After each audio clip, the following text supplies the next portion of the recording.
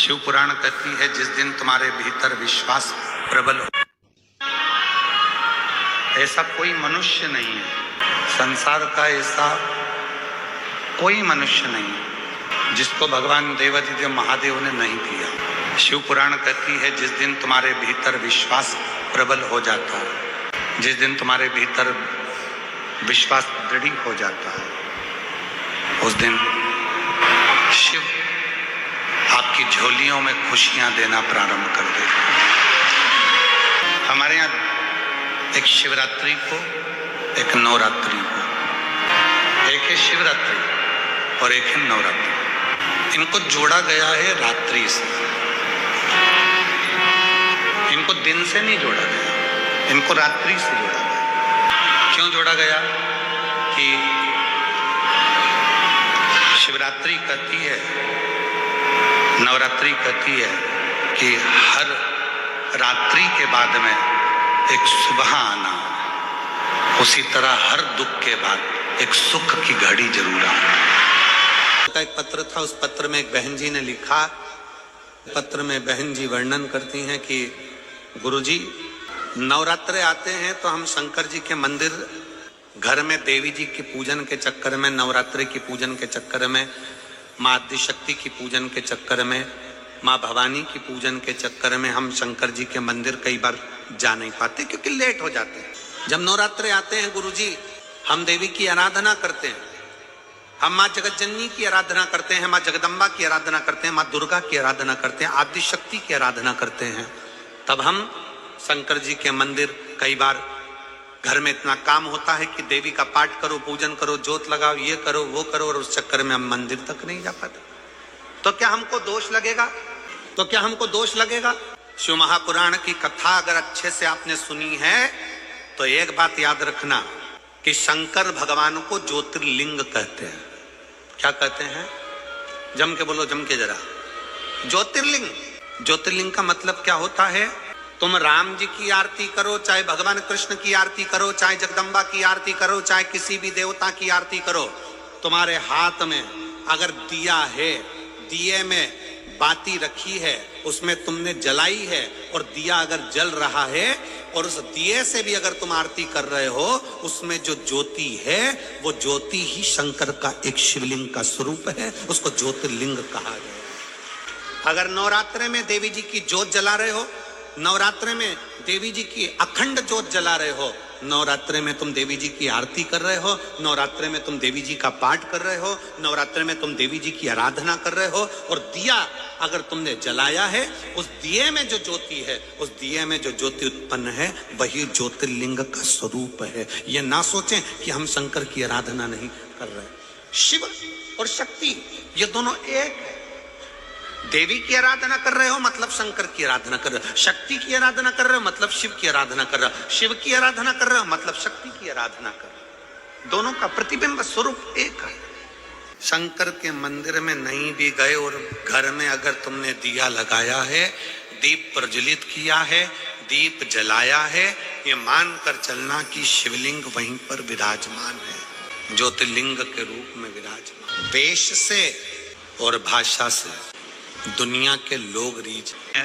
संपूर्ण देशवासियों को बधाई देता हूं कि आज नवरात्रे के पहले दिन से ये शुरू, और आप सबको मालूम होगा 4 नवरात्रे होते हैं। नवरात्रा आता है जो आज से प्रारंभ हुआ है। कहते हैं अगर कोई स्थिर होकर एकांत में बैठकर भगवान शंकर के नाम का मात्र संबोधन श्रवण कर लेता है, सुन ले, गुनगुना ले, शिव को याद कर ले, तो कहते हैं शिव और शक्ति की दोनों की कृपा उसके ऊपर बनी ही रहती है। और आज वही नवरात्रे, आज से नवरात्रे प्रारंभ हुए हैं। 9 दिन तक, 9 दिन।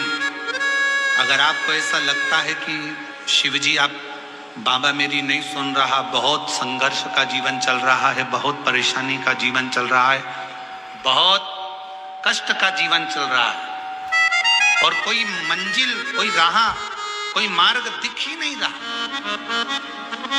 तुम्हारा कैसा भी दुख है, जो आज प्रारंभ हुए, आज से 9 दिन तक का एक नियम ले लो में कि मुझे शिवजी के मंदिर में अशोक सुंदरी वाली जगह पर एक बेलपत्र मां हेमवती माता के नाम से, कौन सी माता? हेमवती, मां हेमवती के नाम से एक बेलपत्र अशोक सुंदरी वाली जगह पर समर्पित करूंगी। 9 दिन का एक नियम धारण करो और 12वें या 15वें दिन आप देखिए आपका जो दुख है मेरा बाबा उसको काट कर ही रहा है। में हेमवती माता का स्मरण करना, एक बेलपत्र का पूजन करना या एक बेलपत्र के वृक्ष के नीचे आप 9 दिन तक भी, अगर मंदिर तक भी नहीं जा सकते, मंदिर में आप बेलपत्र रखने नहीं जा सकते, तो आपके घर के आंगन में, द्वारे पर, बगीचे में, आपके घर के पास अगर कोई बेलपत्र का पौधा है, वृक्ष है, उस बेलपत्र के वृक्ष के सामने एक बेलपत्र का पत्ता रखकर भी अगर आप उस पर जल चढ़ा रहे हैं या पूजन कर रहे हैं हेमवती माता के नाम से, तो उसका फल आपको मिलेगा। और मान लो बेलपत्र का वृक्ष भी नहीं है, हम मंदिर भी नहीं जा सकते, हम कहीं नहीं जा सकते, तो क्या करें? अपने घर में जो शिवलिंग है, तुम्हारे घर में अगर जो शिवलिंग है, तुम्हारे घर में जो शिवलिंग विराजमान है, उसी शिवलिंग के साक्षी में, सम्मुख में भी अगर हेमवती माता का नाम लेकर अगर एक बेलपत्र समर्पित करोगे 9 दिवस तक, तो उसका फल मिलेगा जरूर, उसका फल मिलेगा। फिर से बोलो, कौन माता? हेमवती। कौन है ये? शिव महापुराण की कथा कथी है, जब माता पार्वती जी हिमालय राज के घर में प्रगटी और हिमालयों की कंदरा में बैठकर मां पार्वती जी तप साधना में लीन हुई।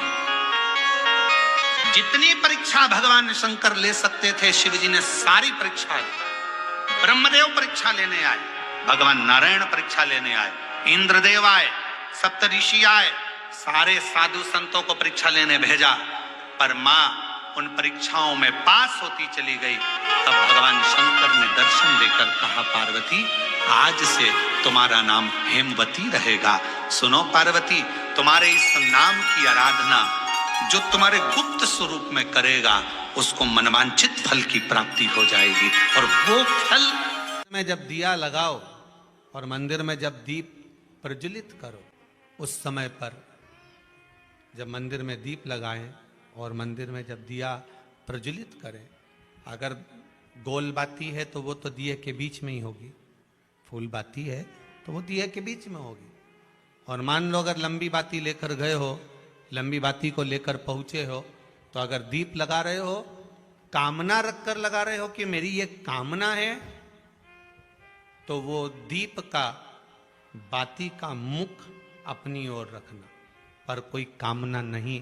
हम भगवान को केवल इसलिए रिझा रहे हैं कि मेरा भोलेनाथ मेरा भंडार भरे और मेरे घर में सुख समृद्धि दे। तो दीप की बाती का मुख भगवान की ओर होना चाहिए कि हमने तेरे भरोसे पर छोड़ दिया।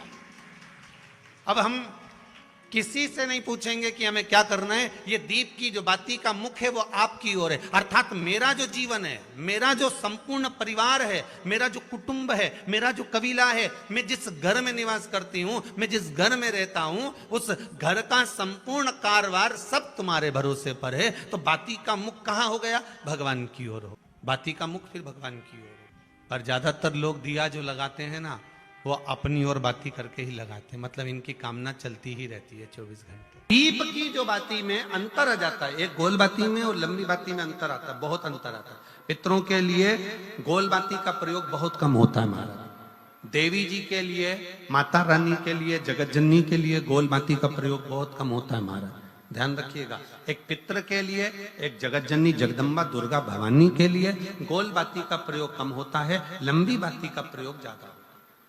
क्यों? क्योंकि हमारे घर की कुल देवी और हमारे घर के पितर हमारे वंश की वृद्धि करें, इसलिए लंबी बाती रखी जाती है, जिससे हमारा